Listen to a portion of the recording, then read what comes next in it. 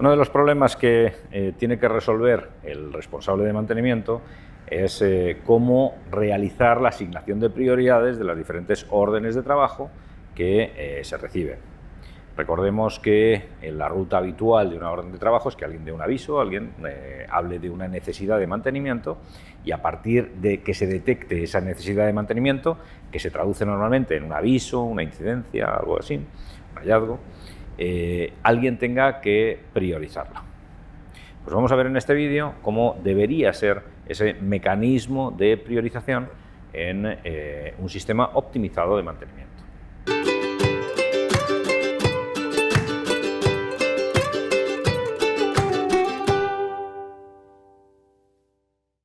El primer problema que vemos cuando analizamos un sistema de gestión de mantenimiento es que el nivel de prioridades normalmente son pocas, son 2, 3, 4 a lo sumo, y muy habitualmente nos encontramos algo parecido a urgencias, algo parecido a órdenes de trabajo importantes o trabajo en cola, y algo parecido a que podemos programar, o sea que son algo que tiene que ser resuelto en una fecha. Solo esas tres prioridades.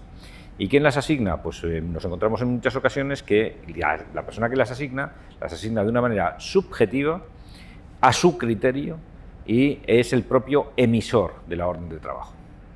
Pero esto es una solución bastante deficiente. ¿Por qué? Porque la persona que emite la orden lo que quiere es que se lo solucione cuanto antes, así que siempre tratará de asignar el más alto nivel, es decir, urgencia, y como mucho, trabajo en cola, pero considerando que la mayor parte de los trabajos van a ser urgencias.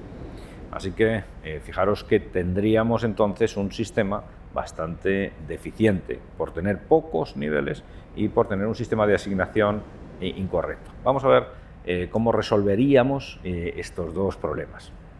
El número de niveles no puede ser 3, tiene que ser más, porque hay más situaciones en las que nos podemos encontrar.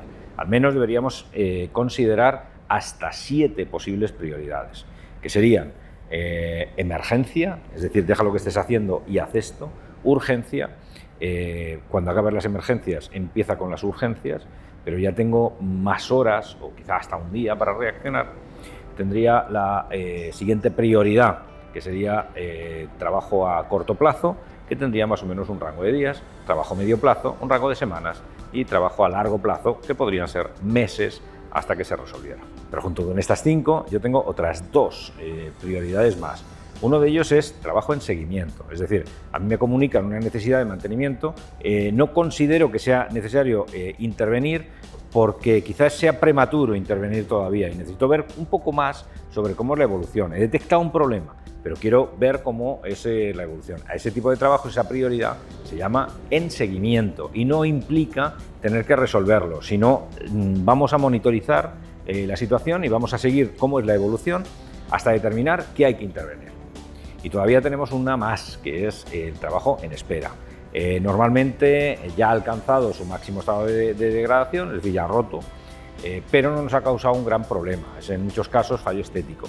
Así que lo que vamos a hacer es, vamos a esperar a tener dinero, vamos a esperar a no tener una carga de trabajo grande, y en ese momento abordaremos ese tipo de orden de trabajo. Fijaros que son 7 las prioridades que podríamos llegar a definir. ¿Y cómo las definimos? Pues es mejor hacerlo en base a un algoritmo matemático. La mejor solución es separar la estimación de la prioridad de la asignación de la prioridad. Esto que parece un juego de palabras no lo es. La estimación de la prioridad la hace el emisor y él dirá pues qué prisa le corre que se resuelva. Pero no es la prioridad que va a tener finalmente la orden de trabajo, sino que esa prioridad la va a asignar una persona con mayor formación, que tampoco va a decir directamente si es P0, P1, P2, P3, P4, sino que va a responder a una serie de preguntas.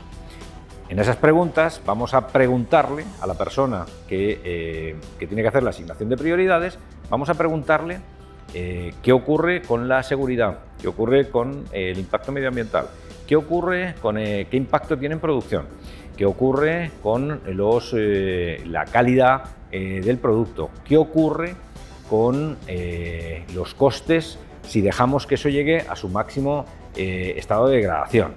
Y en base a sus respuestas, elaboramos una serie de respuestas y en base a un algoritmo matemático que considera el valor de cada una de esas respuestas, determinamos cuál es la prioridad. Pero fijaros cuál es la singularidad. La singularidad es que no el asignador de la prioridad no asigna directamente la prioridad, sino responde preguntas.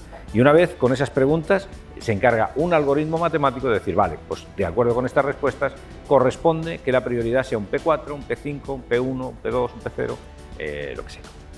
Esto resuelve la subjetividad. No lo resuelve totalmente, porque claro, también es subjetivo las respuestas que va a dar, pero lo que hacemos es darle mucha más objetividad a las respuestas. El sistema será mucho más eficaz, mucho más objetivo. Si queréis ver más en detalle cómo hemos resuelto nosotros este problema de la asignación de prioridades, queréis profundizar un poquito más, os sugerimos dos cosas. La primera es que consultéis el libro Manual del Jefe de Mantenimiento, que tiene un capítulo dedicado a la planificación del mantenimiento y en el que hablamos un poco más sobre este sistema de asignación de prioridades. Y el segundo es que si queréis ver cómo es el sistema de asignación de prioridades en funcionamiento, os descarguéis la demo de Renove Free. Veis aquí en esta dirección cómo es esta demo, cuál es la dirección para descargaros la demo, y lo probéis. Busquéis el apartado en el que habla de asignación de prioridades y podéis configurar las preguntas, podéis configurar las respuestas y veréis cómo funciona este sistema en vivo y en directo.